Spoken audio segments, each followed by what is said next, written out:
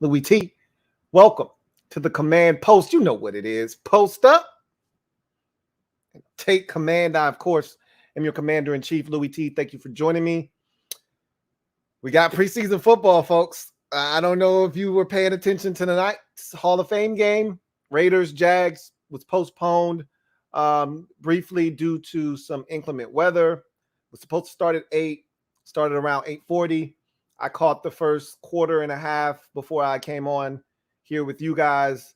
The only significance to tonight's game, other than the fact that it's football on television. Look, I get excited when I see football on television of the NFL variety. There's been football on, all off-season, USFL and all of that stuff. But I get excited when I see NFL professional tackle football on my television. Again, the excitement lasts for all of 2 seconds because you have to put it in its proper perspective. These are guys that aren't first stringers for the most part. Jacksonville had quite a bit of their first string, defensive guys out there. They had a lot of starters out there, including their number 1 overall pick from this past year's draft, Trayvon Walker. And if no other reason, you probably need to be watching the Jags. We have them week 1 to see what they've got going on. Obviously, you were going to get a lot out of their offense tonight with no Trevor Lawrence and a lot of their skill guys, Travis Etienne and the like, not playing tonight. You should have been watching their defense and Trayvon Walker and some of those guys defensively, because those are the guys that'll be going up against us week 1. And Walker looked good. He had a sack tonight. I thought there was a bogus personal foul penalty for roughing the passer on the opening snap of the game when he got to the quarterback, Jarrett Stidham, slammed him down on the ground. I think they thought he hit him in the head. I don't think he did. He didn't put any body weight because he didn't even fall to the ground. I don't know what the impetus for the flag was, but he got to the quarterback at least 3 times, about 2 or 3 hurries and a sack for Trayvon Walker in about maybe 3 possessions of work. So remember, Charles Leno Jr. wasn't ready in week 1, and he got Ryan Fitzpatrick ended for the season. So hopefully he's ready week 1 this year. We don't have any of those issues with Carson Wentz back there week 1, but it's just so good to see football back on the television screen. And next week, it'll be our guys. It'll be the good guys taking on the Carolina Panthers in their only home game of the preseason. So I'll be giving away tickets to that game and looking forward to seeing the burgundy and gold for the very first time as the Commanders run out of that tunnel onto the field, and as the Washington Commanders in their new get-ups. Should be a lot of fun. I'm excited for it. I don't know what to expect yet. I surmise that we'll get probably, a possession or 2. I remember last year we got a possession. I think we got 2 possessions out of the starters with Ryan Fitzpatrick. I think he threw like 8 passes last year, if I'm not mistaken. It was like 5 or 6 of 8, for like 37 yards or something like that. The most memorable play from that preseason game offensively was like a back shoulder throw to tight end Logan Thomas, and we got all excited about that offensively. Defensively, we all remember the play there was Chase Young sacking Cam Newton, forcing the fumble, Deron Payne trying to scoop it up, not getting it. There was this ridiculous discussion about town versus country. Should he have tried to pick it up or should he have fallen on it? He was in the country. There was no one around. He just didn't pick it up cleanly. That said, we were all excited about Chase. Remember, him and Montez were talking about breaking the sack record and all of this stuff. And after seeing that first play, I can't speak for you. I lost my damn mind after Chase Young got that sack on Cam Newton last year. And obviously, that didn't mean a damn thing. So, again, take preseason with a grain of salt, but it was just good to see professional tackle football on the television. That is for sure. And next week, we will be seeing the burgundy and gold take the field. So, I'm excited. I'm excited about what's to come. I'm excited about what we're potentially building here as we get this season kicked off. Today was day 8 of training camp. Today was more of a recovery day in terms of a practice, but not really having a full practice. Today was an abbreviated practice. It was essentially a walkthrough, a glorified walkthrough. Um, Rivera made it abundantly clear that he wants to keep these guys fresh. The next 2 days, they will be in pads, including a practice at FedEx Field in front of the fans on Saturday evening. So they wanted to keep the players somewhat fresh. They'll be in pads tomorrow and on Saturday before having an off day on Sunday. So this was sort of a refresher for the guys just to keep them lively, keep the legs fresh. It was good to see De'Ami Brown out there. He was out there on special teams. A lot of special teams work. They were inside the bubble today, so kept them away from the elements. And again, this was one of those days, no pads, no shells, no helmets. Okay, it was just jerseys, T-shirt and pants, T-shirt and shorts, really. And these guys were doing walkthroughs. And a lot of special teams work today. And so, like I said, guys that, weren't out able to work like De'Ami were back out there moving around. Again, everything was just simply walking through. So it was just good to see the fellas be able to get a little bit of a break, a little reprieve from the weather. It's hot, man. If you play football before, it's hot. You put those pads on, you put that helmet on, it's 90 degrees outside. And, in Virginia, it's also muggy. It's that humidity that really kicks your ass. To get away from that, to take the pads off, to take the helmets off, to go inside, to practice in a controlled bubble, that helps. That feels good. It's not an off day, but it's the closest thing you're going to get to it. So, and this didn't used to be a thing. Like this is something new I think Ron may be implementing, because I don't recall them having these types of days. I could be wrong, and they could have been doing this last year as well. But this is something that I'm not accustomed to seeing the players get. So that was good to see. We did hear from Ron again after practice. We heard from a couple of players, one being offensive tackle Charles Leno Jr., the other being Montez Sweat. And we'll start with what Montez Sweat had to say. I actually was proud of Montez. This was actually an engaging interview for him, a press conference. I felt like they asked questions because if you ask Montez questions that he really doesn't want to, talk about, then you'll get short answers, and that'll be the end of that. But I felt like they asked him questions, because there's certain questions. You ask him anything about Mississippi State, he'll talk your head off about that. You got to ask him questions that, he wants to answer. And I thought they did that. They asked him about his daughter, or the child that was born. I don't know if it was a boy or a girl, because he said he, but then I thought it was a girl. I'm not really sure. It doesn't matter. Healthy baby that was just born, and he lit up talking about the birth of his child and how that has changed his life. And anyone that has had, that first one, what that signifies. You can no longer be selfish. It's no longer about you. You're now living for someone else. You have a greater responsibility and purpose here on earth. So that sunk in for him, obviously, with the birth of his child. He talked about that.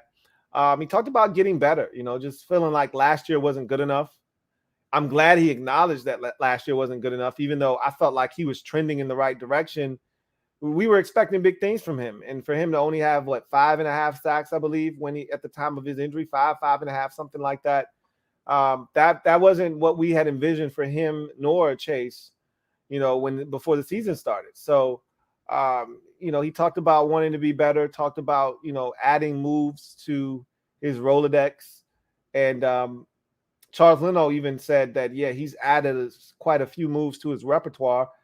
I'll believe it when I see it. Everybody says that this time of the year, but it'd be great to see him actually do that in games that matter. The preseason, after what Chase did to me, I'm scarred after what Chase did to me last year in that Patriots game with the sack and using his hands and that as I like to call, latch and snatch technique, and never seeing it again. I'm scarred. So I need to see it in the regular season when it actually matters. But, Montez is a guy that talked about his teammates, talked about, the international guys that are on the roster and how, they've broadened his horizons. He talked about the other defensive ends and what they bring to the table. But I think most of all, the thing that I heard him say, and I truly believe him when he says this, He even had a little joke with the media when they asked him about his trash talk. He's like, I don't know what you're talking about. That's a side of Montez you don't see a lot with the media. This guy's always laughing and joking with his teammates. I've said this before. He's one of those guys that if he knows you, I mean, he's your ace. He'll sit there, joke with you, laugh with you, talk to you, all that good stuff. If he doesn't know you, you might be lucky to get 2 words out of him. So the most important thing I heard him saying, and this is kind of being echoed by a number of players, especially the ones that have been here for multiple years, is they want to win. Montez says, look, I just want to win. I want to do whatever it takes to win. I want to hear that. That's what I want to hear, because at the end of the day, that's what it's all about. Numbers are great. Stats are awesome. But if it's empty, if it doesn't come in a victory, then, I mean, you didn't serve the purpose that you ultimately came to accomplish. So, that's what it's all about. So I thought it was a good, start to the season from a media standpoint for Montez. We'll see how that goes once we get into the season and some of the, more ignorant, I shouldn't say ignorant, some of the more annoying questions start to come and how he handles those. I doubt we'll get another 6-minute press conference from him. I think you'll start to go back to the 3-minute, 27-second ones, but that was a good start for him. As far as Charles Leno Jr. is concerned, not really much to gain from what he had to say. He talked about, the chemistry that he's building with Andrew Norwell, and he's like, look, Andrew Norwell's been in the league 9 years. I've been in the league 9 years. Andrew Norwell's been in this system before. This is my second year in the system. So there really wasn't a lot of growing pains. He just jumped right in, knew what the hell he was doing. He was like, I actually was pleasantly surprised and pleased at the fact that I don't have to teach him anything. I don't have to, coach him up or school him on anything, because he's been in the league just as long as I have, and he's been in this offense longer than I have. So, it was really the first week of practice. We were on the same page, and, we've been kind of continuing to build that chemistry with one another ever since then. But we're good. So that's good to hear. Again, saying it is one thing, doing it is another, and that's what I ultimately want to see when game day arrives. He talked about playing against the defensive line in practice, and that iron sharpens iron mentality. He also talked about Brian Robinson, being a natural running back, and I don't know, that kind of sounded really shady to me. He talked about his patience, knowing when to hit a hole, as if he was alluding to Gibby maybe not being as patient or not knowing when to hit holes. It sounded shady to me, honestly. But, I'm not here to throw stones, all right? I'm not here to try to start anything. But it did sound a little like a veiled shot at, Gibby. Doesn't matter. Gibby's the lead dog. He's the lead back, and I think he's going to, explode this year. So all of that is inconsequential, honestly. But, nothing too much from, Charles Leno Jr., nothing really significant there. Ron didn't really add much today either. Again, it's the kind of day it wasn't a ton, to really, talk about, mull over. The press, really didn't have a lot to ask about practice, because there wasn't a lot to ask about practice. Ron had a referee out, and he talked about that for like 3 minutes about, some of the rules and some of the things that, they were emphasizing at practice. But the thing I want to focus on, because each day that we've had these conversations, I've picked a position and we've talked about that position and kind of tried to sort out the back end of that position. We did it with the punt returner situation, which is also the back end of the receiver room. We did it with the tight ends in the back end of that group. We know who the 3 tight ends are going to be when all guys are healthy, but all guys aren't healthy right now. Currently, our first and second tight ends are both out right now. So we're going to have another guy make the team. John Bates is going to be fine and hopefully ready to go by the time week 1 rolls around. Hopefully what he is dealing with right now doesn't, have lingering effects, and he's able to get back and be ready for the start of the season.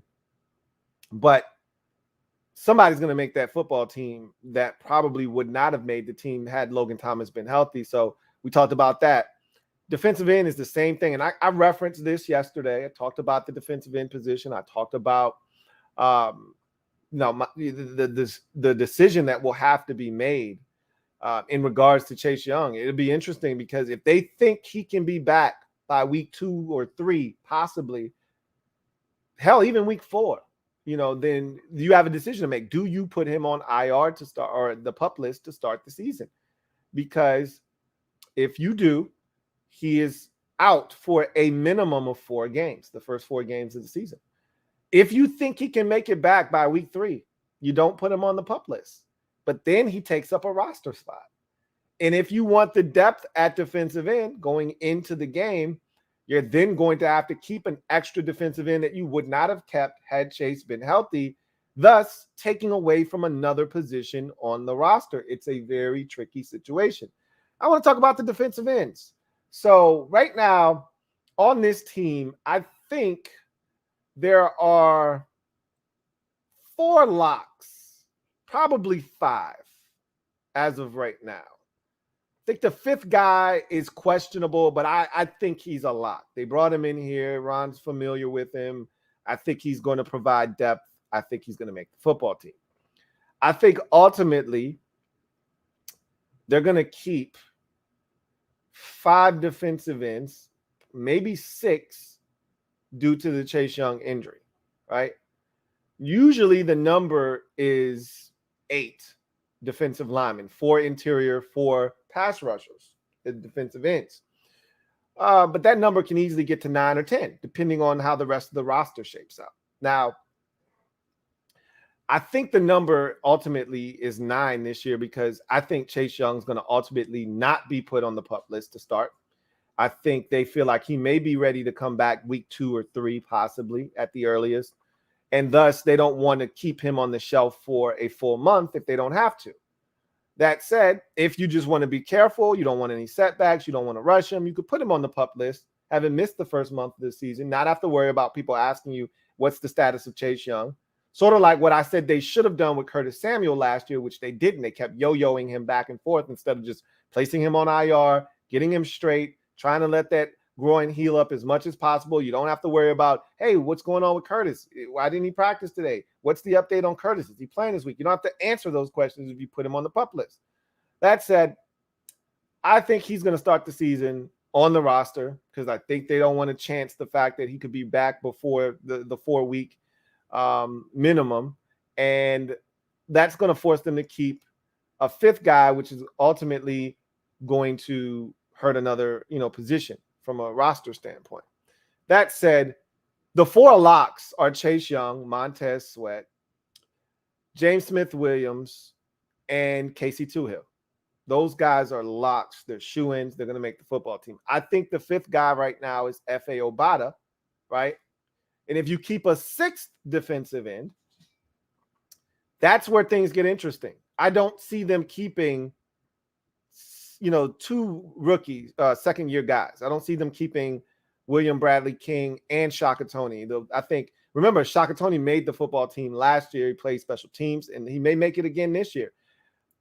Listening to Ron, so let's talk about the way Ron described these defensive ends, just to give you a little bit of a working reference as to how they view them. They view them in the same light as I do. So nothing has changed. Ron's description of each of these guys were interesting. And then I thought that the description of the 2 7th-rounders from a year ago was spot on. It's the same thing I told you guys the day of the draft and the day after the draft when I broke down the entire draft about those 2 defensive ends in particular. So we'll start with James Smith-Williams. He called him, the traditional 6 tech. He's a big body guy, hand in the dirt, able to, rush the passer more with power than speed and finesse. Ron talked about his ability to collapse. He's not necessarily a guy that's going to beat you with a spin or, quickness and explosiveness. That's not his game. But he stays in his rush lane. He plays gap sound integrity football. And, that's why they loved him when he came in the lineup last year when we had the injuries, because he does as he's told. He's not going to color outside the lines. He's a guy that's going to do what he's supposed to, handle his responsibilities, but he's not going to make too many plays outside of that. That said, I don't have a problem with that because I know he's going to be where he's supposed to be when he's supposed to be there. So he's a reliable guy. They really like James Smith-Williams, and so do I. Casey Toohill is interesting. I've always made fun of Casey Toohill. Not because he's terrible, but because he's Casey Toohill. I mean, I don't know what else you want me to say. Now, Casey Toohill is interesting because he's more explosive than James Smith-Williams. Probably a better athlete than James Smith-Williams in terms of, his ability to pressure the quarterback. But, I mean, he's Casey Toohill. I mean, I don't really know what else you want me to say. But he's solid. He knows the system. They really like him. And he does, again, another one of those guys that's a worker bee. He just does what he's supposed to do when he's supposed to do it. And there is a great appreciation for that. Having guys that do it the right way and do it the way that they're coached. That's James Smith-Williams. That's Casey Toohill. And this is a guy that when he was at Stanford his last year, Casey Toohill had 8.5 sacks. Not like this guy can't get to the quarterback, So I think they like Casey Toohill. I think he's got, good upside. And I think he's going to be a guy that continues to be someone that they keep around on this roster. F.A. Obata, he talked about, is a guy that has grown in the 6 years. Again, another one of these IPP guys that Ron had back in Carolina. I talked about the one game he had against the Cincinnati Bengals like 3 years ago, where he had like 2 sacks in that game. I think he was the defensive player of the week that week for the Panthers. Got the game ball. It was an emotional moment. They did a whole story on his upbringing and him being from London and, how his path to the NFL. And Ron has watched him grow from a guy that was raw, had no idea what he was doing, into what he is now. And Ron's like, he's still learning the game, honestly. But he's got a unique skill set, very, very good body, a nice NFL defensive end type of frame. And he can get after the quarterback. So there's a lot there to work with, but they still feel like there's still some untapped potential in F.A. Obata. I'm excited to have him here. I just like the depth that he brings to that position. And then you get to the 7th rounders from last year, James Smith or William Bradley King, right? And you get to Shaka Toney. Shaka Toney. William Bradley King, I've said this already, heavy hands, physical and stout at the point of attack, more of a brute force type of guy, less of a finesse guy. He's going to hold the point of attack. He's going to roughhouse tackles and tight ends. But again, he's not a guy that's going to do a lot of damage from a, win, right off the snap type of pass rusher. A lot of what he will do will come via just brute strength and power. And it's got to a lot of times be against a tight end. I don't know if he's strong enough necessarily to destroy a tackle, but he's got shock and violence in his hands. I talked about that. And you see a lot of that more so in the run game than anything else.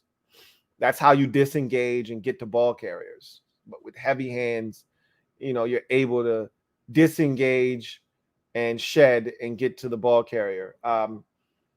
He's solid, but he's not a needle mover, right? The guy that has a chance to be a true needle mover is Shaka Toney. And Ron said, look, of all the guys, he's the most intriguing. He's a situational pass rusher. No one's, doubting that. Like, the guy's literally barely 240 pounds. He can't hold up at the point of attack consistently. So he's a 3rd and 7 guy. He's 3rd and 11, 3rd and 7. You stick him on the field in those situations. And that's the kind of stuff I'm saying is like, why don't we have a package where you just turn guys like Chase Young, Montez Sweat, Shaka Toney, Jonathan Allen loose? Like, that's your, for lack of a better term, NASCAR package, where you put your best pass rushers, your most agile guys all in the field at the same time, and you give yourself a chance to get after the quarterback with a bunch of athletes. They're throwing the football. You put more speed on the field. It helps you against a quarterback like a Jalen, Hurts or a Dak Prescott, guys that have wheels that can extend plays, or if things break down, they want to look to run. You put another guy like Shaka Toney on the field, it makes it a lot less likely that they'll be able to run somewhere. I just don't understand why we don't have, a package like that and why we don't use it. You know what I'm saying? Where you can put extra guys on the field that you think could potentially get to the quarterback.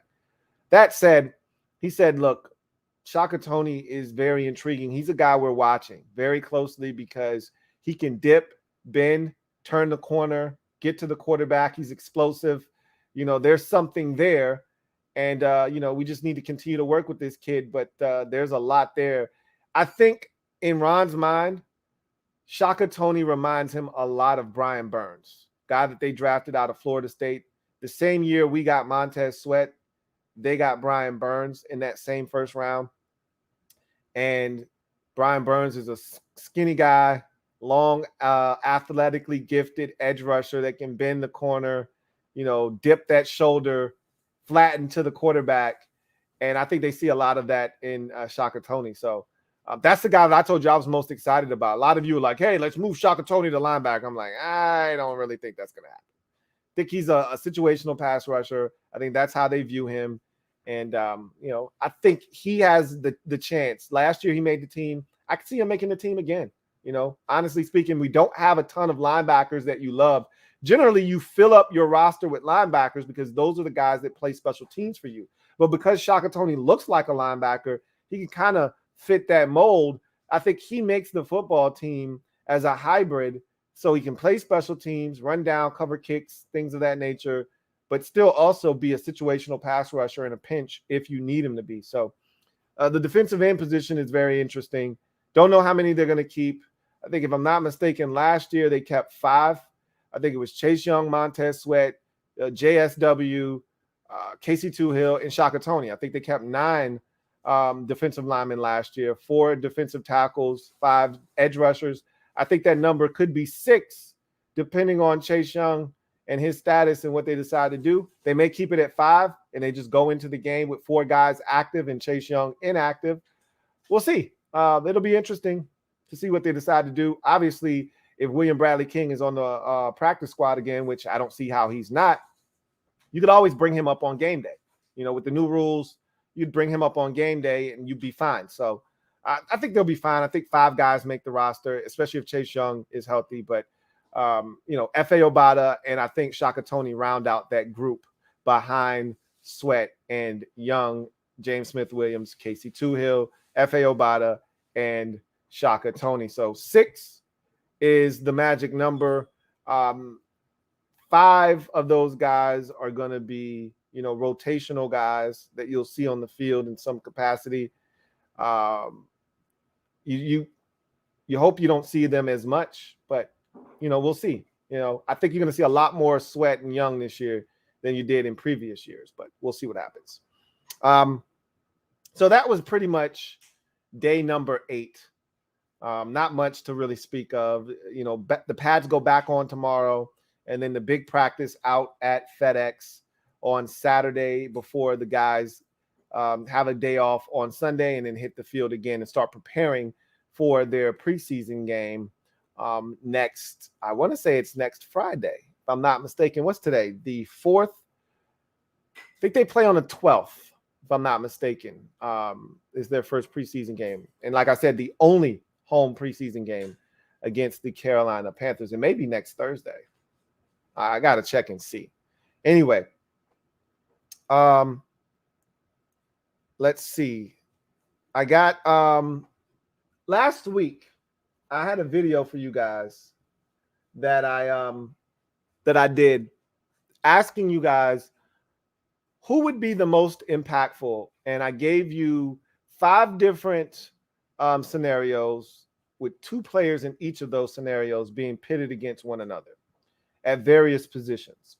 So I asked you guys between Curtis Samuel and Jahan Dotson, which would be the most impactful in the upcoming season. And I left that as an open-ended question because honestly, it's up to your interpretation what impact really means. Is it catches? Is it yards? Is it touchdowns? Is it third down conversions? Is it just being healthy and being on the field, which is probably the most important thing because you can't do anything if you're not available, right?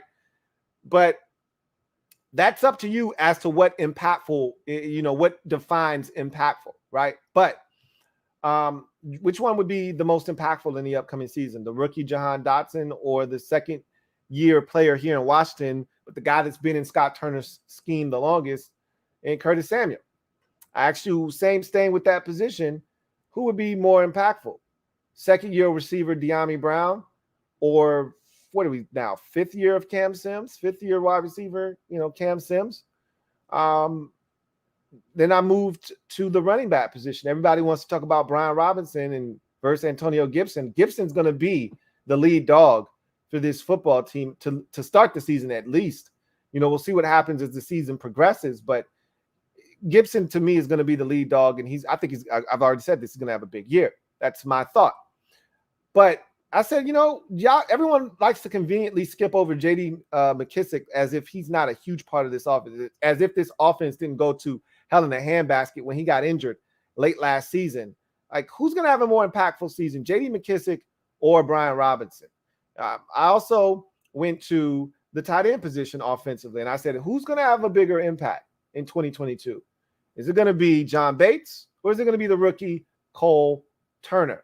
And then I moved over to the defensive side of the football. And I said, hey, who's going to be a bigger impact for this football team? Is it going to be safety Percy Butler, the rookie out of Louisiana, Lafayette? Or is it going to be second-year safety Derek Force? These were some of the questions that I asked of you guys and wanted to hear what your feedback was. I was so fascinated with so many of the answers. And I was shocked at some of the answers. I actually was thinking I knew what you guys were going to say. And some of you guys surprised me with some of your answers. And I was pleasantly surprised because they were very, very well thought out responses that made a ton of sense, kind of just mirrored the way that I thought about it. And I didn't think you guys would be thinking about it in that way, for some of these conversations. Like, for instance, there's a lot of you out there that, Curtis Samuel can't stay healthy. He's public enemy number one right now. He's wearing that dreadful number 10 uniform that's cursed. You talk to some Washington fans, some of you want him gone already. And so I just thought, just off of the bias of him not playing last year and having some injury concerns this year, that you would just go straight to Jahan. But a lot of you are like, no, Curtis is going to be the more impactful guy because he knows this offense. Scott Turner is going to get him the football. They go out of his way to get Curtis the football and touches. And he's a dynamic player. And I was like, oh, okay, that's pretty cool to hear some of you guys say that. I was expecting it to be a ton of Jahan. J.D. McKissick versus Brian Robinson. A lot of you are like, look, man, J.D. is the man. I think some of you like the new shiny toy, and that's fine. There's nothing wrong with having a new shiny toy, but don't forget about how old reliable gets the job done, okay? It's cool to have Buzz Lightyear, but don't forget about Woody, man. Woody got you through some tough times, all right? Some of those times where you didn't want to sleep alone, mom turned out the light, said you can't sleep with the nightlight anymore. You had Woody right next to you, all right? Don't forget about old J.D. McKissick now, okay? Now that you got Brian Robinson. So a lot of you are like, hey, JD's the man. JD's going to touch it. JD's going to catch it out of the backfield. And I think with the offense being spread out this year, I keep trying to explain to y'all that JD's a hell of a running back. Like, when you hand it to him, JD can slam that bitch up in between the tackles. It's not just JD getting to the outside. JD is a guy that they really like slamming it up in between the tackles, especially when they got into the red zone. How many times did we see JD McKissick score a touchdown inside the 5-yard line, spread them out, give it to JD, and JD maneuvers his way into the end zone? And with this offense now, with the likes of De'Ami Brown and Terry McLaurin and John Dotson and Curtis Samuel and all this speed, you can spread teams out. All right? Make them put 6 defensive backs on the field and then hand that bitch to J.D. McKissick. And now it's 5 linemen on 4 defensive linemen and a linebacker, and now J.D. just has to get to the safety.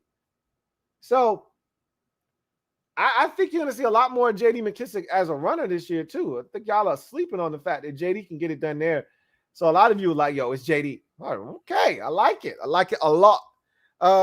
John Bates versus Cole Turner. I think that was the one that was split the most. A lot of you are enamored by Cole Turner's size and the red zone ability, but a lot of you was like, yo, John Bates showed me something at the end of last season. I don't know, Louis T. John Bates we think he's got some dog in him.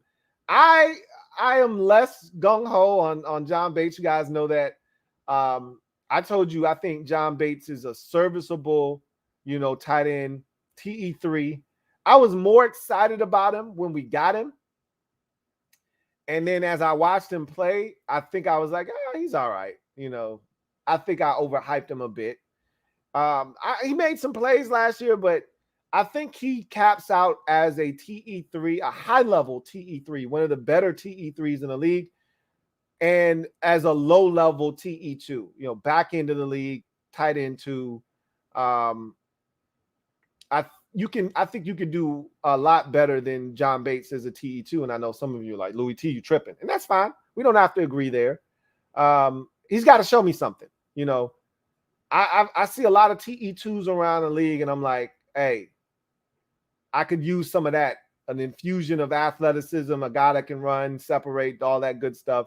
That's where Cole Turner may come in. I'm thinking Cole Turner may ultimately be this team's TE2 when it's all said and done. Not to start the season, obviously, but I think if Cole Turner learns how to block and is good enough in that department, by the time we get to week 9, 10, you got Logan Thomas back in the fold and he's comfortable, and Cole Turner's out here showing you what he can do as a receiver, and now all of a sudden he's blocking his ass off, just enough for the city, all right?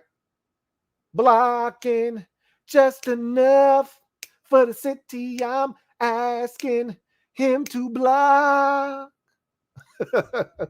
Just enough to get on the field and be confident that the coaching staff can put him in situations where he could be TE2. I think that I would be more pleased if it looked like this: Logan Thomas TE1, John Bates TE, or Cole Turner TE2, John Bates TE3. But Cole Turner's going to have to earn that respect from me. I'm not going to just give him that. I need to see that he's capable of handling that role. But a lot of you were like, nah, John Bates is that dude. I like John. Show me something in that Cowboys game where we're getting our asses kicked. Show me some things, in other games. I just always think about that Tampa Bay Buccaneers game where he fumbled. Luckily, we got that one back. Then he caught another pass, and he was so worried about not fumbling. He had 2 hands on the ball. He got, upended, landed on his head, but he was just lumbering. Like, he's not a super athletically gifted dude. But that said, a lot of you liked both of those players. You split that one down the middle. Derek Forrest versus Percy Butler was also interesting. I was shocked. There were a lot more Derek Forrests than what I thought there were going to be. I thought there were going to be a ton of Percy Butlers. I thought everybody was going to be on the Percy Butler train. And it turned out to be a lot of Derek Forrests there. A lot of people saying, hey, Derek Forrest, year 2, been in the system.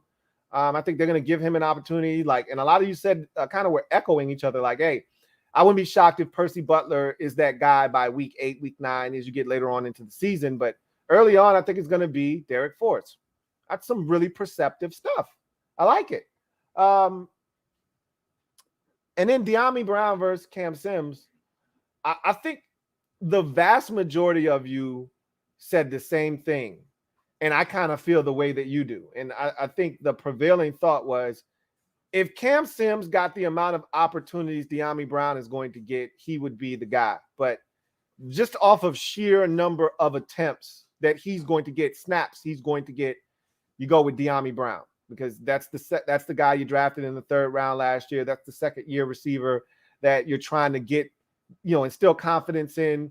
Cam Sims is on the last year of his deal. I mean, really, he just signed a 1-year tender to stay here. Next year, he could be playing for another team in the NFL. So I think the focus is on De'Ami Brown, who still has 3 years of service left on that rookie contract. So I think a lot of you are looking at it the way that I am, and that's just De'Ami's just going to have a ton more snaps and opportunities to prove what he can do, and thus he's the guy that's going to be most impactful between the two of them. And so I'll give you my answers real quick. I've got Jahan Dotson being more impactful than Curtis Samuel. Here's why. I told you I think Curtis Samuel is going to be just fine health wise. That doesn't factor into my answer because I'm assuming health with all of these guys. So for me, I just look at Jahan as a 1B to Terry's 1A, right? I think he's going to literally come in here and change the way teams have to defend us offensively. I feel like they drafted Jahan with the idea that he's going to Curtis Samuel proof this offense, meaning no matter what happens with number 10, whether he's healthy or not, we're going to be just fine offensively. Because if you've got a guy opposite of Terry that's healthy, that can perform at a high level that defenses have to account for, then all you need is one more guy, whether it's a tight end or another receiver, and then the offense is straight because you got running backs like J.D. McKissick and Antonio Gibson who can catch it out of the backfield. You got all kinds of weapons, Cole Turner, other guys that can get involved. Logan Thomas will be back at some point, and he'll be a huge part of the passing game. So I think they feel like Jahan is going to give them the ability to say, you know what, whether Curtis is healthy or not, we're going to be all right. We're going to be just fine, and I think he's going to be a guy that Carson looks to right away. I mean, first game of the season, right out of the gates, I wouldn't be shocked if Jahan Dotson isn't leading the team in receiving in week 1. I just think he's going to have a massive impact on this team. I think he's going to be up over 700 yards of receiving in his rookie season. It wouldn't shock me if he was approaching 1,000 in his rookie campaign, but there's so many guys to get the football to. I'm going to bring that number down to, somewhere in the 700s. But just as a threat, every time he touches it to get over the top, I think Jahan Dotson is going to be a massive impact. Yeah, I think Curtis Samuel is literally like the cherry on top. If you don't have to have him, but if you do, it just makes this offense even more dangerous and scary. But I think Jahan is going to be necessary to this offense. So sticking with the wide receivers, I already told you how I feel about De'Ami Brown versus Cam Sims. I just think the sheer number of snaps and opportunities De'Ami's going to get is going to trump and dwarf that of Cam Sims, and that by nature is going to give De'Ami the upper hand there. I think he's the more impactful just because of the opportunities that he'll get.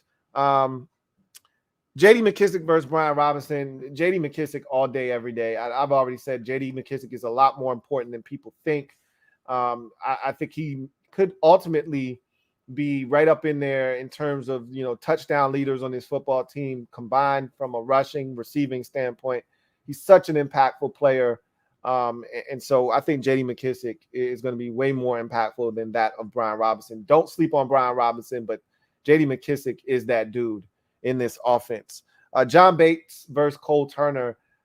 It's Cole Turner for me. And you guys know what I feel about John Bates. I've already explained that to you numerous times. A lot of you have told me, Louie T, you tripping, you sleeping on John Bates. That's fine. I like John. I don't love John. John's going to have to show me that I'm wrong.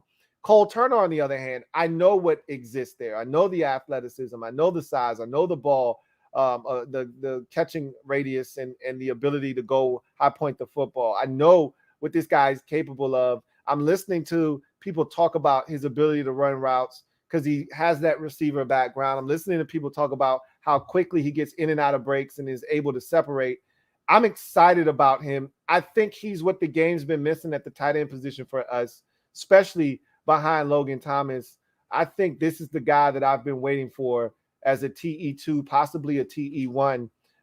And so Cole Turner, I think, is going to be a big-time red zone target right out of the gates.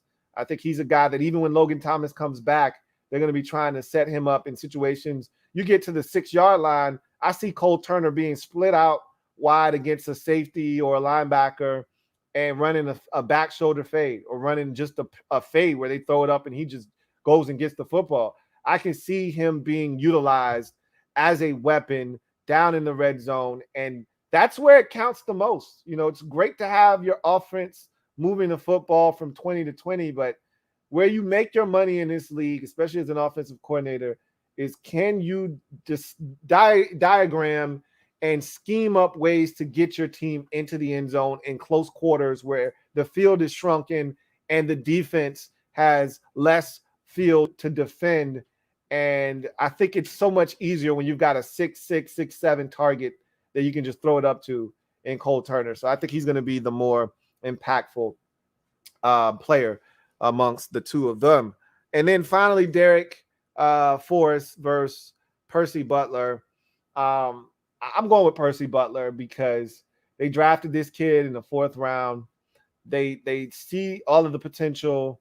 From all the clips that I've watched of practice, when I've seen the ones going up against the ones, it's been Percy Butler in there getting the reps. You know, Derek Forrest has been getting some reps too. I don't want to make it seem like it's all Percy Butler, but from the reps I've seen more of 35 out there with that group than Derek Forrest out there with them. So I'm going to roll with Percy Butler, his versatility, the things that they feel like he can do. And we'll see. Obviously, the experience of Derek Forrest should not be taken lightly. But I think Ron was so excited when they got their hands on Percy Butler. I don't think that wanes. Clearly, the preseason is going to help us be able to kind of clearly define some of the roles for some of these players and see what the coaching staff thinks of these guys. You know, obviously the first depth chart, the unofficial depth chart that comes out, you know, right around that 2nd or 3rd preseason game, that'll be interesting to take a look at to see where everyone kind of, you know, falls. But I think Percy Butler is ahead of Derek Forrest on the food chain as of right now. So anyway, I digress. I want to get to your comments if there are any, and see what you guys have to say about all of that. J Sauer 1990, thank you for the super chat. Greatly appreciate you. Thank you for being a member of the MOBB. Who writes, stoked for Saturday, Lou. Hope to see you there. So let me go ahead and kill any suspense. I'm not coming out on Saturday. I got 8 tickets though, so I'm gonna look to give these away. If anybody is interested, you know, hit me up. I'm not even gonna do a raffle for this. You don't have to be a member of the MOBB for this one. If you want any of these tickets, really you could just go online. I'm pretty sure there's still tickets available. Like this isn't a big deal. So if you want the tickets, I got 8 of them. I can transfer. If you wanted to be you and 7 of your homies, 7 family members, hey, hit me up. First come, first serve. I wanted to give them out, you know, randomly, but if somebody hits me up like, yo, Louie T, let me get 4 of them joints. All right, you hit me up first. 4 of them are yours. You know, if somebody else hit me up like, yo, I just need 2 of them. Somebody like, yo, I just need 1. I'm going to give them out until they're gone. So hit me up. The easiest way to do it is to, I want it all in one concentrated area. So leave it down in the comment section of this video. That will be the, so once this video is done, or you can go in the comment section right now, whatever. Leave a comment down there. Use the hashtag tickets. That's the easiest way to go about it. Use the hashtag tickets and just leave me a comment. Tell me how many you want. And I'm going to go in the order of the way those comments are received.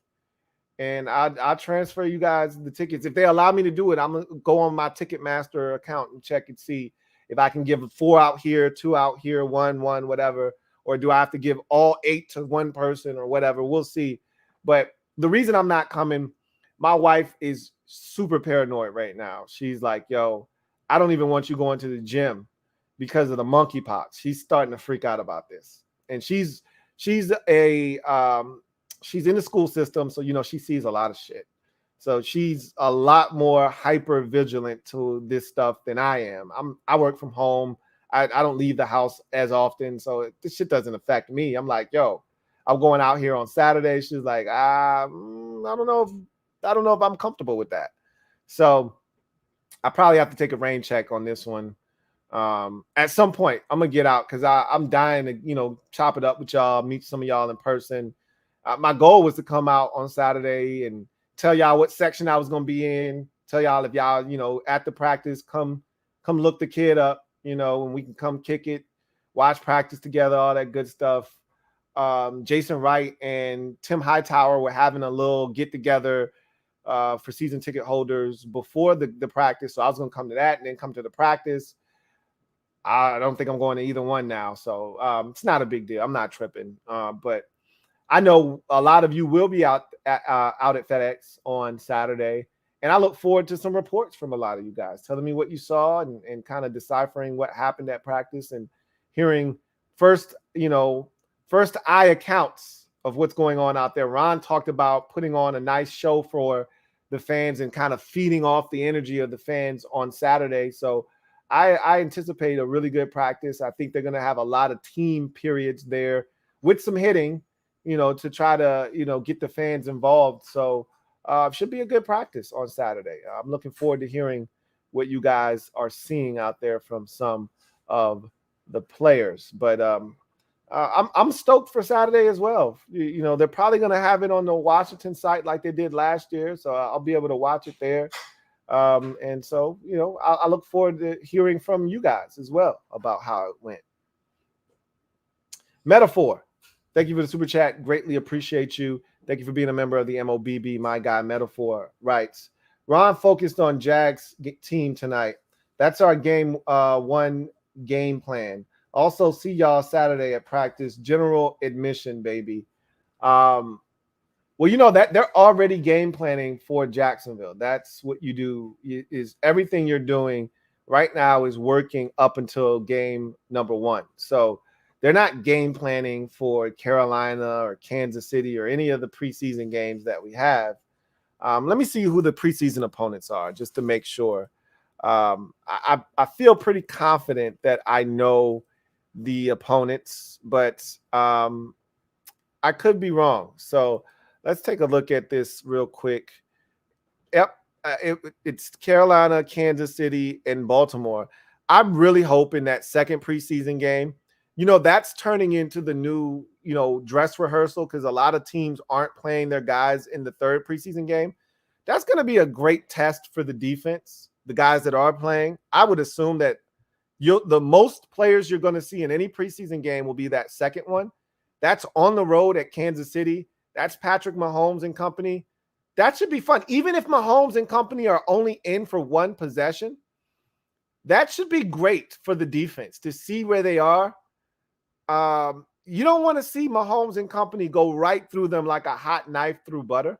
You'd like to see them, even if they score on that first possession, you'd like to see them encounter 3 or 4 third downs before punching it in. You don't want to see, 17 on first down, 8 on the next first down, 13 on that second down, and all of a sudden they're already at midfield, and then another 8 on first down, then another quick completion for 5 and another first down, and now all of a sudden they're at Washington's 34-yard line, 1st and 10, and then Mahomes goes play action fake.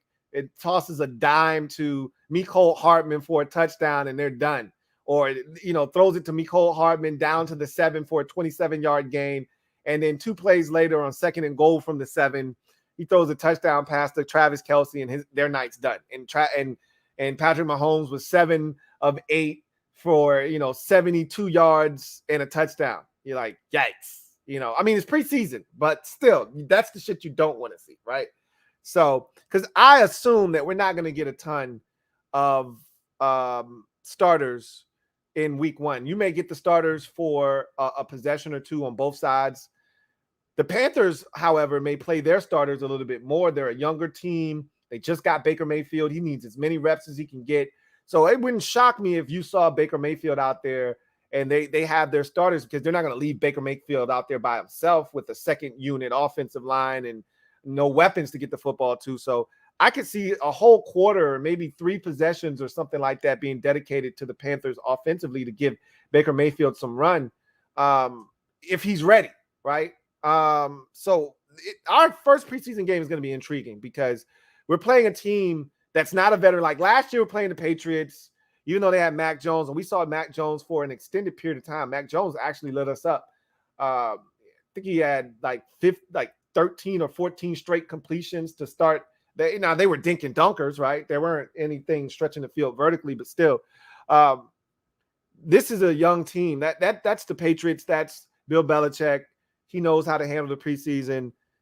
This is the Panthers. Their coach is on the chopping block. He's looking to save his job. He had to fire his offensive coordinator. They traded for Baker Mayfield. You're going to see a lot of guys out there for the Panthers for an extended period of time. So even our second string guys, even if when we pull out our starters, they're going to get some work. Not necessarily defensively, but offensively, I think the Panthers are going to keep their guys out there. We're going to see them for an extended period of time, I believe. And then week 2 is when you're going to see the starters for at least a quarter, maybe a little bit longer. And you're going to get Patrick Mahomes at least for a possession, maybe a little bit longer. That's a nice test for us. I'm looking forward to that. And then week 3, we always finish up the preseason with the Ravens because it's close to home. So either the Ravens come to us or we go to them. But that's always, it's either them or Tampa. It used to be Tampa when Bruce Allen was here. F. Bruce Allen. It's usually Baltimore that we finish the preseason with. Either they're week 3 of the preseason or week 4. There's no week 4 anymore. It used to be Tampa was always the last game for us if it wasn't Baltimore. Baltimore was usually week 3. Now Baltimore's still week 3, but that's now the last preseason game. It's always easier because, again, it's right up the road. You don't have to travel that far for your last preseason game. So we're going to Baltimore. They came to us last year. Remember, they lost their running back, J.K. Dobbins, in that third and final preseason game last year. So I assume they're not going to play anybody this year. We didn't play anybody last year, and that's why we got our asses kicked last year. It was a really tough one to watch. Ron was not happy after that game. It's going to be similar in week 3 of the preseason this year. But anyway, I digress. This is a nice preseason schedule for us. Panthers are going to allow us to see what our guys look like because they're going to play their starters a lot longer than a normal team that's comfortable and confident in the guys that they have on the roster would do. So you're going to see Sam Darnold probably start the game, maybe get a possession or two. And then you're going to see Baker Mayfield. And I think they're going to keep their starters out there because they're not going to put Baker Mayfield out there in harm's way. And so I think you're going to see a lot of Baker Mayfield, maybe for, I think the first quarter, maybe even into the second quarter, you may still see some starters for the Panthers on the offensive side of football. Then week 2, you're definitely going to get some Patrick Mahomes, at least a possession, if not more. That's a good test for this defense, going into the season. I like this preseason schedule for Washington. I really, truly do. So definitely Ron's focused on Jacksonville, definitely focused on them for sure. Landry Balbin, thank you for the super chat. Greatly appreciate you. Thank you for being a member of the MOBB. My guy, Landry Balbin writes, excuse me. Hey, Louie. What's up, Landry? Says, football knowledge question for me. What's the difference between Buffalo nickel, slot corner, and Viper linebacker? So the difference is very minuscule between 2 out of the 3. Slot corner is separate from Buffalo nickel. Well, the corner position in general, the slot, nickel, call it whatever you want, that guy primarily is in the game to cover receivers. He's primarily in the game to cover the slot, whoever that guy is, whether it's a tight end flexed out there, running back, wide receiver usually is who he'll be one-on-one matched up against. And so that nickel corner is more so responsible. Now, again, as an inside defender, you're still a part of that box count, especially if you're in tighter. But that nickel corner is more of a cornerback. He's more of a smaller defender, not necessarily known for coming in, sticking his nose in there in the run game as a part of run support. But obviously that's his job if it comes to that. Whereas a Buffalo nickel is essentially a more athletically gifted linebacker. So that guy is bigger than a corner, smaller than a linebacker, but more athletically gifted than that linebacker. That's what you're hoping to get. Now, if your linebacker happens to be athletically gifted enough, you just use him, and he's your Buffalo nickel, and it's just like having another linebacker out there, which is what Ron had in Carolina because Shaq Thompson played the Buffalo nickel for him in Carolina. He's a linebacker. Now, he was a college safety.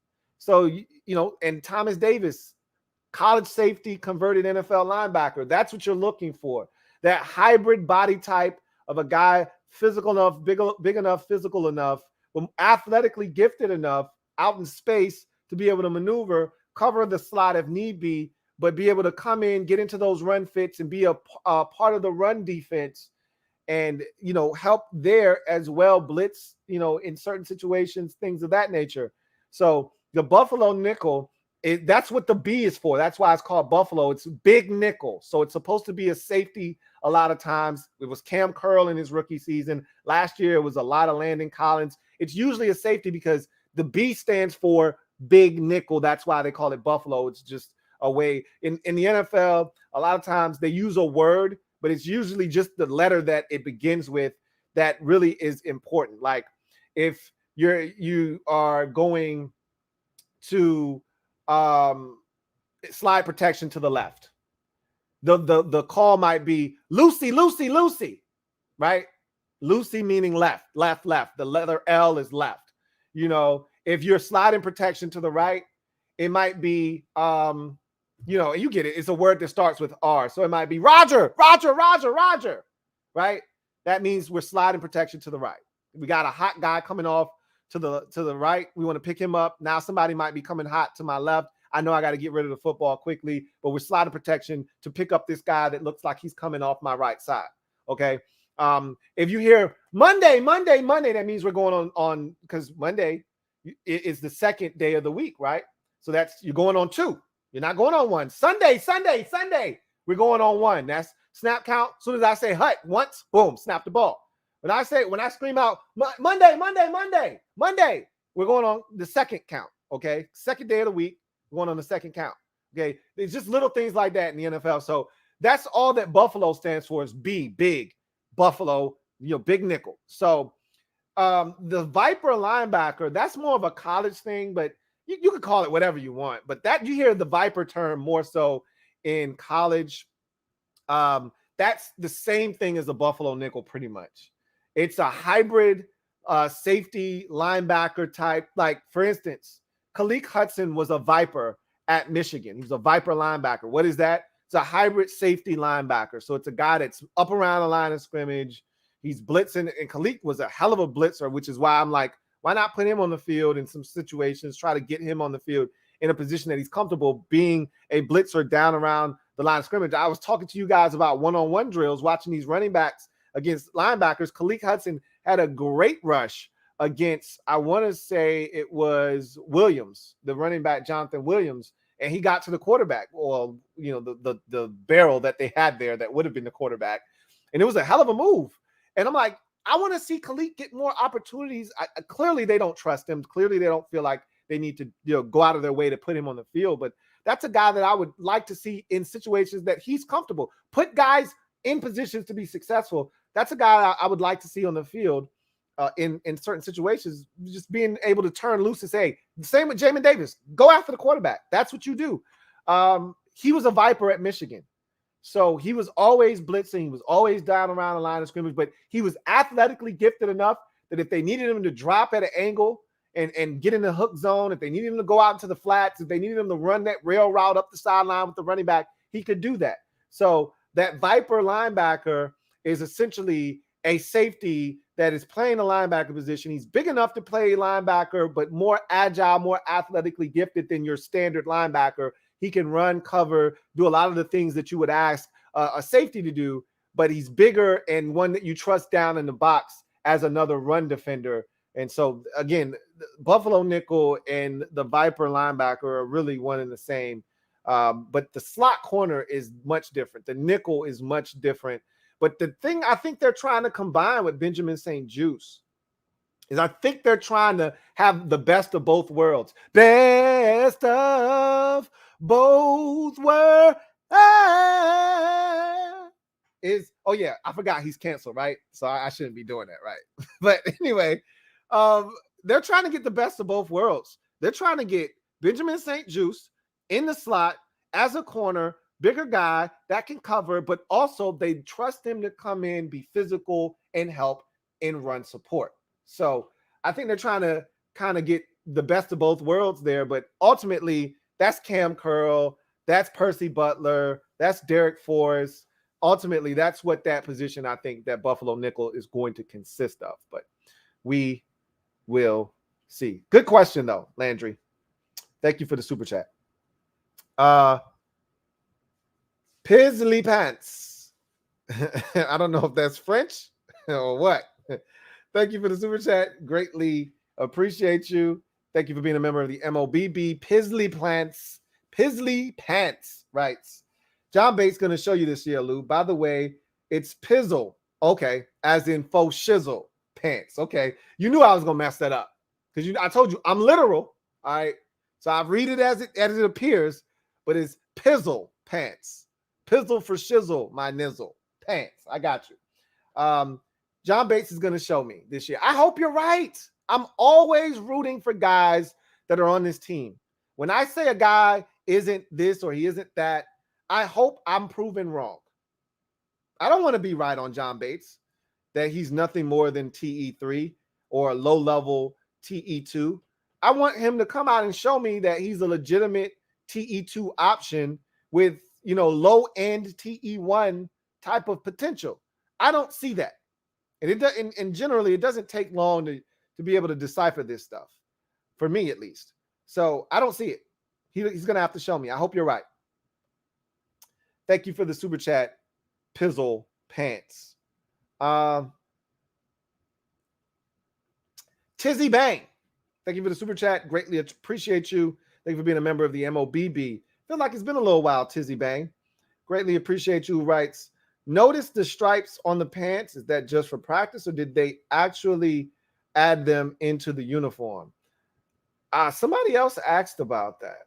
I think that's just for practice. Honestly, you're not going to wear your game pants in practice. I think they're using old pants from past years for practice. Like, I'm not giving you new pants to go out and get dirty. It's almost like your mom buying you school clothes in August. Come September, you're outside after school wearing your good clothes. And she's like, boy, you better get in that drawer inside your room and wear some of them clothes from last year outside to play in. What the hell is wrong with you? I just bought you those clothes for school. We just got you these new jerseys for the September and October and November. You're not wearing that shit in August for practice. Are you crazy? I think those are old pants. I don't think those have anything to do with the new uniforms. But I could be wrong. We'll see. But I saw the stripes on the pants. Atomic Ant. Thank you for the super chat. Greatly appreciate you. Atomic Ant writes, what's your confidence level in the linebacker room? So on a scale of 1 to 5, 5 being the utmost confidence, 1 being little to no confidence at all.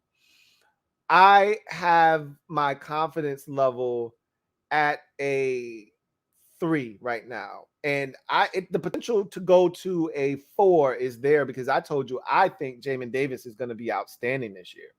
They simplified things for him. They say, hey, you don't have to worry about all of this other stuff. Just go out and play ball. Cole Holcomb is going to settle into that middle linebacker role nicely, I believe. And it's all about health, honestly. Those guys stay healthy. I think they've got a big season ahead of them. The depth, if you ask me now, when you say the room, you're talking about the collective group. That's when things get a little dicey.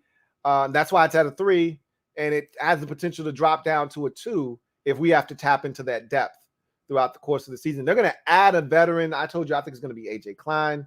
I said that from a long time ago. I think they're going to add, I got a lot of you like, hey, let's add Anthony Barr. Well, he's a Cowboy now. It's going to be A.J. Klein. If they add somebody, it's going to be A.J. Klein, a guy like that Ron's familiar with, similar to David Mayo, another guy that he was familiar with. That's the kind of guy I see him adding to the mix. So I don't love the depth necessarily, but I don't even know the depth, to be honest. If we're keeping it a buck with one another, there's so many young guys that they brought in that just need an opportunity. So we don't really know what those guys can do yet. There's a lot of those guys running around in practice where I got to go check the roster sheet to see, okay, who the hell is 45? Okay, like these are the kind of battles I'm fighting right now because there's so many young guys out there, so many undrafted guys. I was dying to see Drew White go out there and run around because I know what he's capable of, but he tore his ACL, and so he's no longer here. So, I want to see what some of these young guys are about before I pass judgment on the rest of the linebacker room. But honestly speaking, I think like it was last year, depth is going to be an issue. I really do think that's going to be the case. 3 is the number for me, which means I feel good, not great, but I feel good going into the season. There's a chance for me to feel great by season's end. There's also a chance for me to feel like this shit is not satisfactory at all, and there must be change in the offseason. But right now, I'd say I feel good.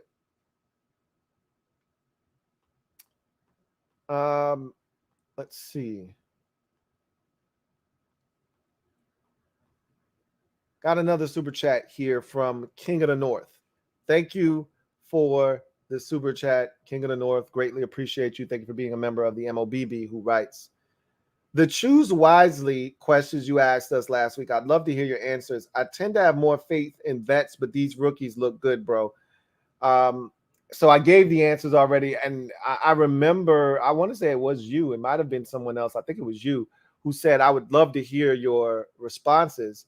And that's why I gave you them tonight already. But just to recap, and I'm pretty sure you were here the entire time, so you heard my answers. But just to recap quickly, I got Jahan being more impactful than Curtis. I just think he is the reason they feel so confident in the offense this year. And I think he is what they're going to call Curtis proofing our offense, meaning no matter what happens with Curtis Samuel, we're not going to be screwed this year. We were screwed when he got injured last year. We were back to square one because Diami wasn't ready. You know, Diami, I think, is the key to us unlocking the offense, if we're being honest, because no matter what happens with Curtis, if Diami is ready to play this year, because I know Jahan is going to be ready. We know what Terry is. If Diami's ready, then whether Curtis is on, healthy or not, we're fine offensively. Because like I just said earlier, you just need one more guy. Jahan and Terry are going to ball. You just need one more guy to come along for the ride, and you're good offensively. Whether that's a running back, you prefer it to be a pass catcher, a tight end, a receiver. But if Curtis is healthy, this offense has a chance to be one of the best in football.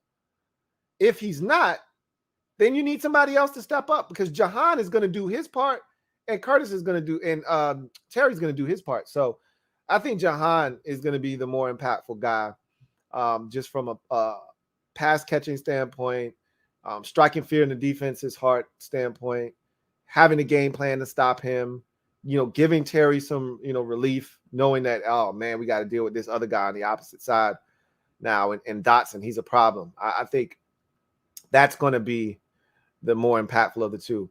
Sticking with that position, I think Diami is going to win out over Cam Sims because of his ability that, first of all, he can run. They're going to put him on the field, give him opportunities to showcase his speed and skills in that regard, but he's just going to get more opportunities. I remember Ron saying he wanted to see Cam Sims get more opportunities because he made the most of his opportunities when he got it, and he's not wrong. But Diami's here for the long haul. I can't say the same for Cam Sims. This might be his last year in Washington, whereas Diami's going to be here for at least, at bare minimum, another 3 years, more likely than not. So I just think sheer opportunities is going to be why Diami is more impactful than Cam Sims. You go to the running back position, J.D. McKissick or rookie Brian Robinson. It's J.D. McKissick. He's still a huge part of this offense. I think he's going to be even bigger part of the rush offense. A lot of people just always immediately think, oh, JD's in, they're going to throw it. JD is a guy you can hand it to as well. And with all this speed and how we're going to try to spread teams out, you're going to spread them out so that you can hand it off to JD. I think it's going to be a beautiful situation for JD McKissick. I think he's going to flourish and thrive this year with all the weapons that we now have offensively. So I'm going giving the nod to JD there. John Bates or Cole Turner. Cole Turner, I think he's going to be a red zone weapon. I think he's going to be the real deal right out of the gates. I think John Bates is solid, but I think Cole Turner has a chance to elevate himself over John Bates before, this season is over and it's all said and done. And then finally, defensively, Percy Butler or Derek Forrest. I'm going with Percy Butler. I mean, I definitely can see the angle of Derek Forrest has been here for a year now, knows the defense. And so I think he's going to get the first opportunity in the initial nod, had a strong offseason. And so I could see when they step out on the field on I went there with the whole intent of looking at the actual day. So the Panthers game, so every one of our preseason games are on Saturday, which is pretty cool. I can see when we step out on the field August 13th for our first preseason game next Saturday, I could easily see the first team defense getting out there for a possession and Derek Forrest running out there with them. I could see that. But I could also see Percy Butler being out there and them feeling really good about him and him making a splash early on and solidifying his role with the first team and getting a ton of reps. And even if the initial verdict is Derek Forrest is getting more snaps early in the season, I wouldn't be shocked if that changed by the time we got to the midpoint of the season and Percy Butler is taking over and playing a little bit more. We'll see. It's a great problem to have, but I'm going to go with Percy Butler there. Thank you for the super chat, King of the North. Let's see. Twin D, thank you for the super chat. Greatly appreciate you. Thank you for being a member of the MOBB. My guy, Twin D, writes, love the impactful comparison exercise. Gave us the chance to fully express ourselves on an interesting topic. I enjoyed that. I thought you guys would too. And I love the feedback. I enjoyed reading each and every single one of those comments. And like I said, a lot of them were very thoughtful, insightful. Because I asked for it. I was like, if you feel like it, if you didn't have to give me any explanation, just give me your answers. But I said, if you feel like it, give me a small little explanation as to why. And a lot of you did. And it was interesting to read. And a lot of you kind of see it the way that I do. And I was shocked because I thought a lot of you would just go strictly for the new shiny toy. But even if you picked the rookie, you gave me reasons as to why. It wasn't just because, hey, I think this guy has a chance to be this, that, and the third. It was like, no, literally, this guy serves this purpose. As in the case of Cole Turner, he's going to be a big red zone target. Guy had 10 touchdowns at Nevada last year. And I think he can come in and immediately be a big red zone weapon for Carson, who loves to throw the football to the tight ends. That's a great answer. That's a great reason to have. So, yeah, it was a fun exercise. I think I got another one for you guys this weekend. So stay tuned for that. Let's see. See if we got any more supers. Or are we done? Landry Balbin, thank you for the super chat. Greatly appreciate you. My guy, Landry Balbin. Double up. Thank you for doubling up. Writes, is fullback Alex Arma a lock? How can he contribute? I don't think he's a lock. I don't know. What's going to be very interesting is when we get to the preseason to see if they're actually deploying a fullback. Are there any, sets where you're putting you're running, two, they call them two halfbacks, two running backs on the field, but one of them is a fullback. Is there an instance where Alex Arma comes into play? Because I don't really know, if there's a space for Alex Arma or on the roster or not. They brought him on last year. He's a hybrid tight end type. So, if he's a core special teamer, he could serve a purpose, definitely. Short yardage situations down by the goal line where you want an extra blocker in the backfield, he could be that, right? But I don't know. I don't think he's a lock necessarily, but he's intriguing. I want to see if they use him in the preseason or not. He's interesting. Very interesting.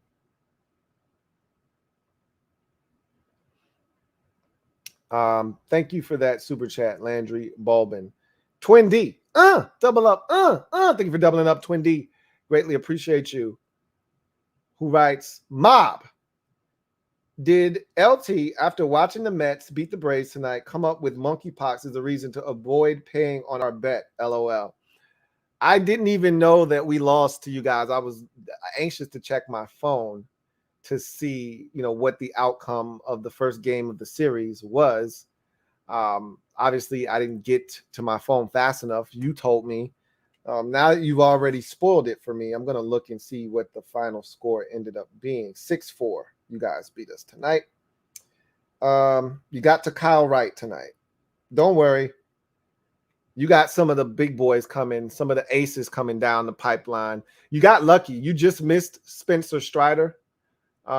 He just struck out 13. You can't keep dodging him, though. You're going to get him at some point. You're going to get Max Fried in this series. And we'll see. We'll see what happens. Kyle Wright's been good for us this year. I don't want to make it seem like he's been trash, but you got to Kyle Wright tonight. We'll see if you can. And I know you got your ace back, too, and I'm looking forward to facing him.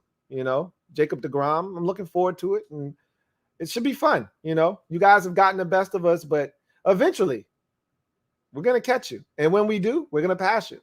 Don't let us catch you. That's the key. Don't let us catch you, because if we do, you're in trouble. Let's see. Twin D, thank you for the super chat. Greatly appreciate you. My guy, Twin D, writes, LT, what are your thoughts on how we might approach the final preseason game this year? Do we rest everyone or play more folks and prep for game one? I already answered that, but I can answer it again. Ron's not playing anybody in preseason game number 3. It's a de facto bye week. They're going to have 2 weeks off before the Jags game, honestly speaking. I think last year, the way they approached the game where they played no one is how they're going to approach the game this year. And you know, I think what cinched it, the nail in the coffin, if there was any doubt whether they should or shouldn't, watching the Ravens lose running back J.K. Dobbins for the entire year to a torn ACL in a meaningless preseason game in week 3 of the preseason, I think is more than enough evidence. And Ron, after the game, said that's why we didn't play our guys. They're not playing their guys in the 3rd preseason game. I don't care how bad we look or how disappointed they've been. I can't see an instance. And to truth be told, Ron has talked about his disdain for the preseason. He does not care for the preseason all that much. He understands that it's a necessary evil, you know, to get guys out there, to get, you know, the juices flowing, to replicate, you know, real game action. But he's not for the preseason, you know, shenanigans. He's already said when there were 4 games, he's like, we don't need 4 games. He was an advocate for, hey, let's bust this thing down to 3. So I can tell you right now, they're going to approach that 3rd preseason game the same way they approached it last year, which is we ain't playing nobody in that thing. So I don't blame them. You know, I was not happy that they didn't play any of the starters last year because I'm like, we aren't that good for you to not play the guys. But after seeing J.K. Dobbins get hurt, it brought, you know, the proper perspective. And at the end of the day, I'm still a proponent of getting guys, especially with that extra week off, just getting guys a series or 2. But the name of the game is getting to the starting blocks with as many of your lead dogs as possible, as many of your starters as you can get, as many of your players as you can get to week 1 healthy. That's what you're looking to do. And, you know, the 3rd preseason game is in the way, honestly. A lot of these coaches see it that way. You're going to see the starters in week 1 for a brief period of time. If you sit down, let's see. I think the game's at 8. Let's check and see when the game is. It's at 1. It's actually a Saturday afternoon game. Okay. So it's at 1. If you sit down on your couch at 1:35, chances are you would have missed our first team offense and defense. Okay. This is not the game to be away from the TV when the game gets kicked off. That said, you may come and sit down at 1:35, and the Panthers may still have starters in the game because I've already explained to you what I think they're ultimately going to be looking to do and what they're looking to achieve in some of these early preseason games. Not Christian McCaffrey. They don't need to see him, right?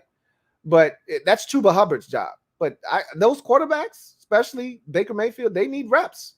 Sam Darnold stinks. He needs reps. So I could see those guys being in, and they're not going to put their quarterback in, either one of them, without adequate offensive line play. That's the problem. When you put in, and Ron said this last year, and this is true, you see this around the league, when you put in your quarterbacks, this is why you don't want to have a quarterback competition or any of that shit, because you're obligated to protect both of those guys. If you've got a quarterback competition, and you're trying to see what these guys. You can't put in a second unit offensive line with a guy that's vying for a starting job at the quarterback position. That's not fair to him, and you're putting him at risk, right? So you have to keep your starters out there longer. That's not ideal. You got to keep your offensive line out there. You got to give them a couple of guys to throw it to. So now they have to play longer. You're really making it tough on everyone when you put your quarterback out on the field. So clearly that's no longer the case for Washington. 11 is the alpha. He's the number one guy. So once he comes out of the game, they can start taking those offensive linemen out of the game. And when they put Heineke in there, he'll be in there with a bunch of backups now. Remember last year when Heineke went in there, they had to protect him. So there may be 2 or 3 offensive line starters still out there because they wanted to protect Heineke and give him a chance. Same with Fitzpatrick. They would have the entire offensive line out there with him. You don't have to do that this year. So you're not going to see very many starters in week 3, if any. I think that you're going to pretty much see, like you did last year, them resting those days. Let's see.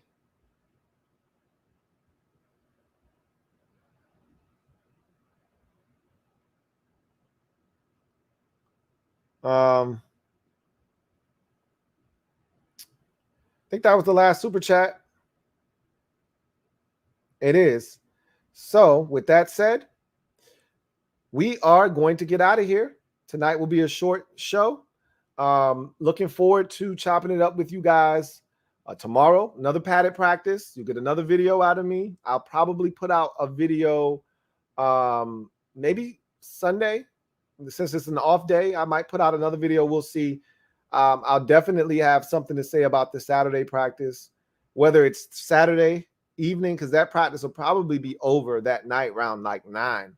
So I don't know if you'll get a video from me on Saturday or not, but I'll definitely have some reaction to that practice on Saturday. They'll be off on Sunday, and then they'll probably be back at it on Monday in preparation for the Panthers on Saturday. So you know what the content will be. I'll be back at you guys more likely than not you'll have a video tomorrow for practice, and then you'll probably get one on Sunday.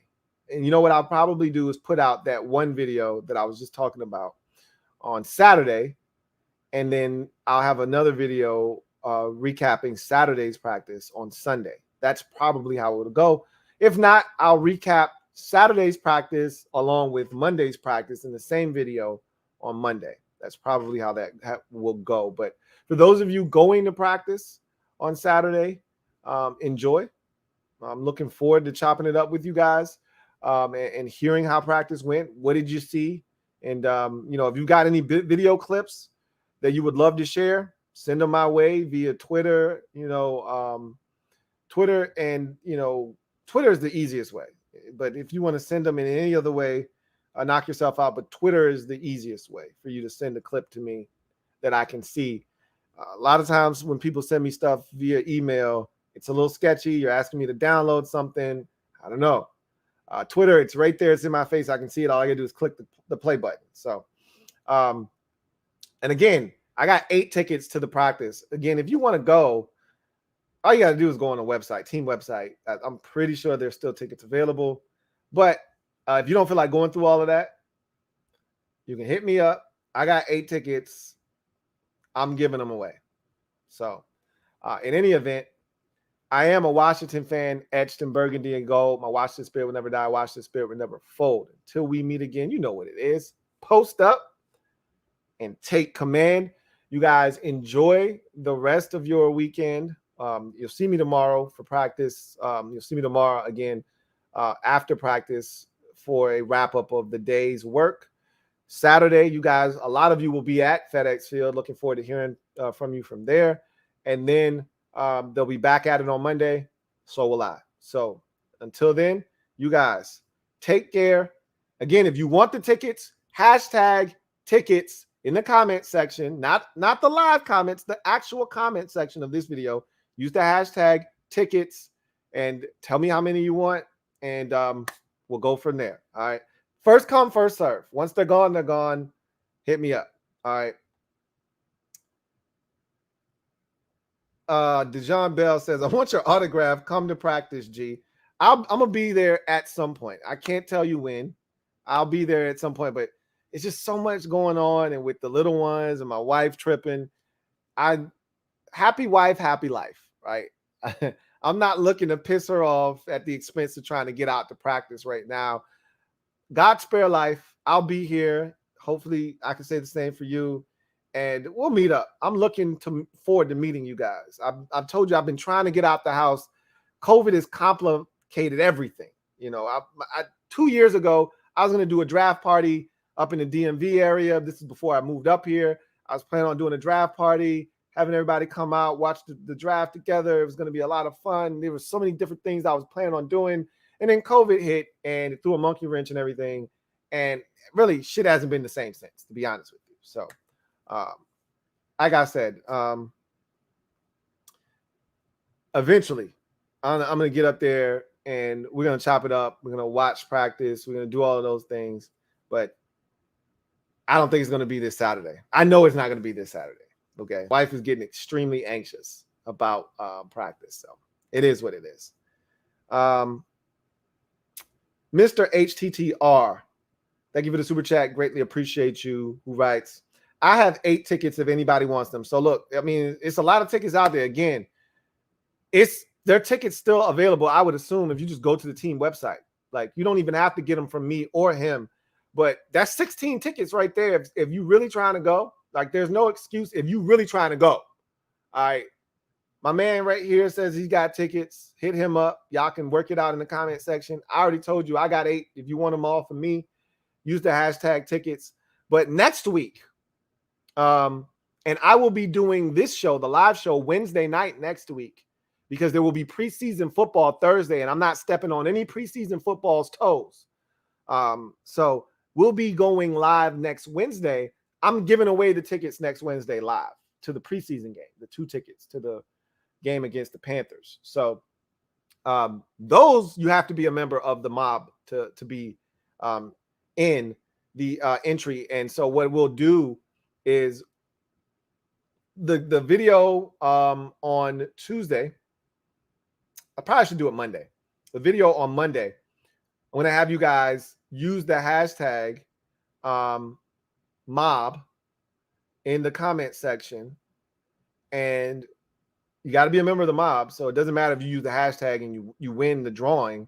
If you're not a mob member, then it doesn't matter, right? So we're going to do the drawing live, and we'll see who wins. And I'll give those tickets away.